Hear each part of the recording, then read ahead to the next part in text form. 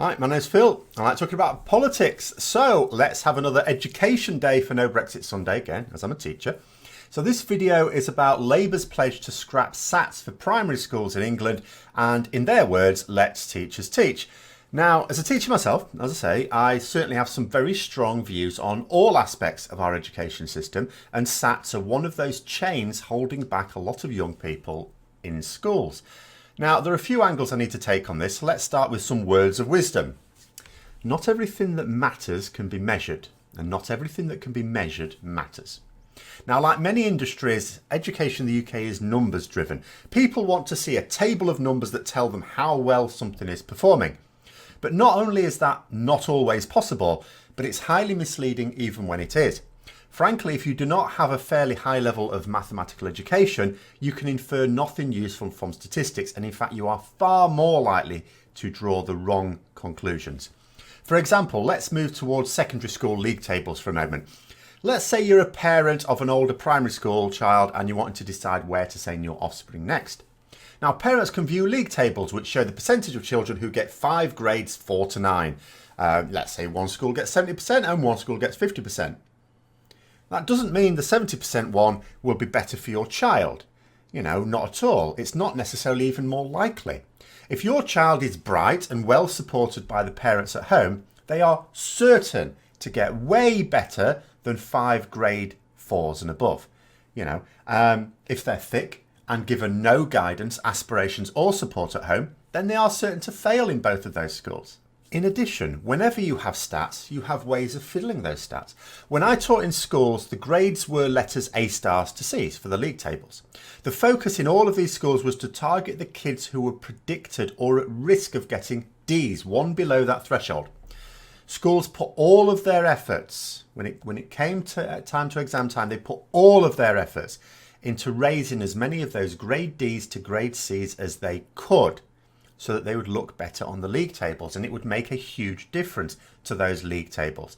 But what about the kids who were on course for grade E, but might be able to get D's with that same support? And that makes a difference to some kids. Sodom. What about kids on grade A's that could push for the top A star grades, the ones with super high aspirations? Nope, not interested. It was only about getting as many of those D's to C's, because all it was about, the education of the children was secondary to how those league tables looked. And it's all right blaming those schools. That's what the Department of Education wanted those schools to do. So the two most damaging things about applying numerical values to success where they do not naturally exist is that people will game the system, so the numbers cease to be comparative. And although you might say in that particular case, well, all schools are doing it, yes, but some schools will do it better than others. And the vast majority of people don't know how to analyse statistical data anyway. And this runs even to report cards, which used to be heavily comment-based when I was a kid. Now they're much more score-based. Now, don't get me wrong, as a teacher, I absolutely loved that. Although I did get into trouble one time in one school. The way you did the report cards is there was a series of comments and each one had a number. You just ticked the boxes for the relevant comments in each thing. I once ticked the wrong box and had the parent go, "Oh, why are you saying this about my child?" I thought, oops, I ticked the wrong box. I'm sorry. They're not very personal. All right, they're not very personal. And it's a completely worthless system. Now, when I was with my ex a few years ago, she showed me a report that a friend of hers had put on Facebook. Now, this mother thought that the report was showing that her child was doing really well. That was just based on this little comments that's saying she was doing well. But I took one look at this report and said that it indicated that she was underperforming massively across the board. I think I might have even used the phrase, the only place where red is an encouraging colour is in the Far East. My partner then told her friend, who promptly deleted the Facebook post. So parents don't even understand the report cards of their own child sometimes. So how much less are they going to understand the league tables for an entire school? But of all the damaging stats surgically extracted from education in the UK, primary SATs are the worst. Now, when I taught in schools a few years ago, they were still doing SATs halfway through secondary school as well. They went. Now, Jeremy Corbyn talked about the damage it does to the children due to, say, unfair pressure at that age. Very sick children being brought into schools on SATs day with a bucket at the side of their desk to be sick in. The pressure it puts teachers under, and it has broken a lot of teachers. All of this is true. All of this actually happens. but the effects are much worse than that. In secondary schools, part of the data that you're judged by is called value added.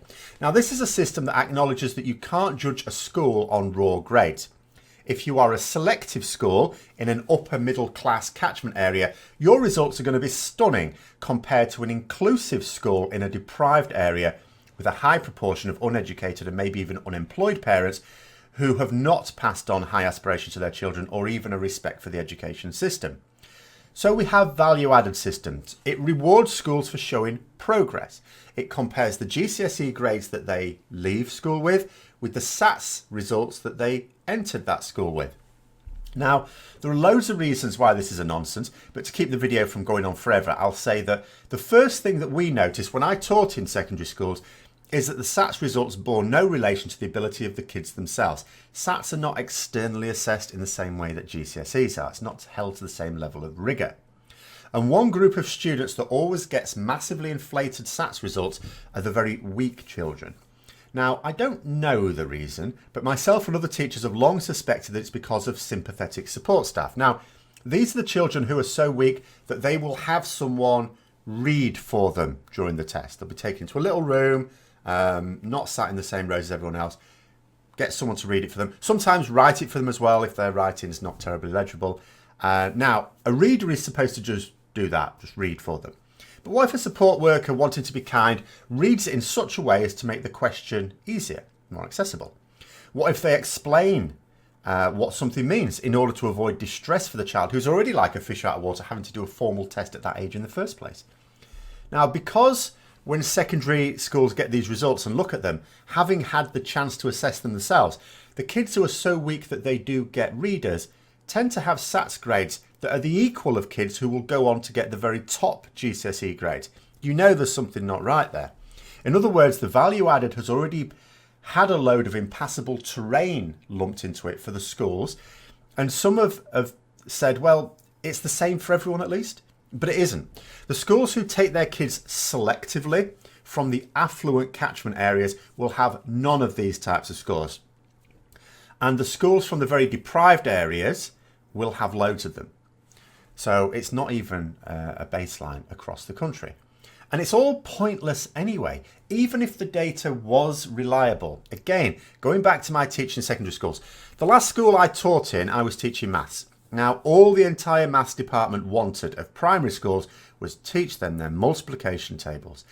Trying to teach maths to kids without knowing their times tables is like trying to teach English without them being able to read. All right, that's all we wanted. If kids came to secondary school knowing that after 6 years of formal education, that's what they've had before they get to secondary school, if all they knew was the multiplication tables, we'd have been satisfied. But again, teaching a deprived area, I'm not saying this is the case for everywhere by the way, but certainly in the schools I taught in, very few of them knew even that. After 6 years of primary education, the best that could be said of most of these kids that we would have to get through GCSEs in a mere 5 years was that they could recognise the symbols that we use for numbers. And that's not just the lowest ability classes. That was even the case for some top-end kids. But the ridiculous way that our education system moves through the key stages is also a topic for itself. Now, shall we do some nonsense balance for the end? Naturally, the Conservatives have said that abolishing SATs would be a retrograde step and wreck the improvements that have been made to reading and maths. Okay, so reading and maths has been improving in the UK over this time that we've been using these league tables, has it? Has it? Really? No, it hasn't. Oh, sure, the government's own data, and I include the last Labour government, there's that old balance monster again, shows improvements over that period that these scores have been used. But that's their data that they've produced themselves, their systems that they've produced themselves. But when you look at the international PISA tests in literacy and numeracy, we have not been improving at all. The fact is that we are not educating our children properly. The only figures which purport to say that we are improving are produced by the very people accountable for them. The Department of Education is its own judge and jury, but independent international figures paint a different story. But anyway, there we are. Labour certainly are right to want to scrap SATs and scrap them without replacing them with anything else. But let me know what you think as well. I hope you found the video interesting. If you did, don't forget to click the like button, subscribe for further content. And until next time, I'll see you later.